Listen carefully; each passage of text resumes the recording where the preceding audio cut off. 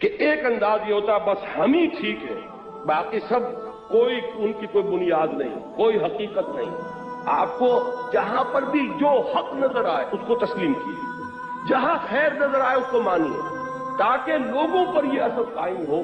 کہ ان کے اندر تعلی نہیں ہے، تکبر نہیں ہے، یہ بس ہم چما دیگرے نہیں، یہ انداز ان کا نہیں ہے کہ ہم ہی ہم اور کوئی نہ ہو، بلکہ یہ حق جہاں بھی پایا جاتا ہے اس کو مانتے ہیں۔ صحیح بات جب سامنے رکھی جائے فوراً تسلیم کرتے ہیں، حقیقت جب آئے لپٹ کر قبول کرتے ہیں، جیسے کہ حضور نے فرمایا الحکمت ضالۃ المومن هو احق بها حیث وجدها، حکمت اور دانائی کی بات تو مومن کی گویا کہ گمشدہ متاع ہے کہ وہ سب سے بڑھ کر حقدار ہے اس کا جہاں بھی پائے۔ سچی بات جہاں ملے گی وہ ہماری جاگیر ہے، حقیقت جہاں ہے وہ ہماری میراث ہے، دانائی جہاں سے بھی ملے وہ ہماری گمشدہ متاع ہے۔ یہ انداز ہونا چاہیے کہ یہ حق کے ماننے والے ہیں، یہ کسی جماعتی عصبیت میں مبتلا نہیں ہو گئے کہ اپنے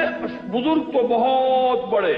اور دوسروں کے بزرگ چاہے ان کے اندر کتنے ہی کمالات ہوں ان کو کوئی حیثیت دینے کو تیار۔ ہمارے ہاں دینی حلقے اور دینی جماعتیں جو ہے اس طرح کے واٹر ٹائٹ کمپارٹمنٹس میں منقسم ہو گئے کہ اگر کوئی دیوبندی ہے، ظاہر بات ہے کہ دیوبندی علماء سے اس نے پڑھا،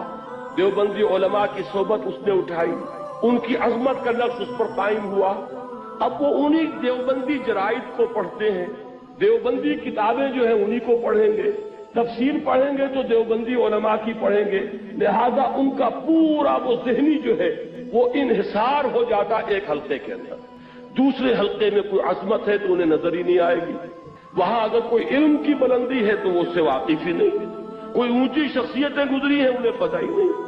اب وہ بریلوی ہیں، کوئی خیرآبادی ہیں، کوئی بدایونی ہے، کوئی فرنگی محلی ہے، کوئی اہل حدیث ہے، اب یہ مختلف طبقات ہمارے یہاں ہیں۔ جماعت اسلامی والے ہیں تو ان کے اپنے جرائد ہیں، ان کے اپنے اخبارات ہیں، ان کے اپنے رسائل ہیں، وہ انہی کو پڑھیں گے، انہی کی آنکھوں سے دیکھیں گے، انہی کے کانوں سے سنیں گے، ان کو جو عظمت اپنے حلقے کے لوگوں میں نظر آئے گی دوسروں میں نظر ہی نہیں آئے گی۔ اب اس کا جو ہے اس کو جب تک آپ توڑیں گے نہیں دین کا غلبہ نہیں ہو سکتا۔ اگر یہ کہ اپنے ہی حسن کا دیوانہ بنا پھرتا ہوں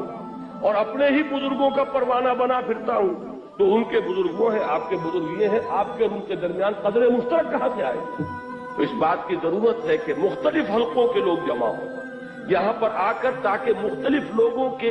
جو ماضی ہے ان سے واقفیت پیدا ہو، ان کے ہر حلقے کی جو عظیم شخصیتیں گزری ہیں ان سے تعارف ہو۔ جب ان کی عظمت کا بھی نفس آئے گا تو دل کے اندر جو تنگی پیدا ہو گئی ہے اس میں کشادگی پیدا ہوگی انشاءاللہ العزیز۔ تو یہ چیز بھی ہمارے دین کی اقامت کی جد و جہد میں بہت اہم ہے کہ اپنے سینوں کو کشادہ کریں، نگاہوں کو کھولیں، کانوں کو کھولیں، صرف یہ نہیں کہ بس کسی ایک ہی گھڑے کی مچھلی اور کسی ایک ہی کنویں کے میڈک بنے ہوئے ہیں۔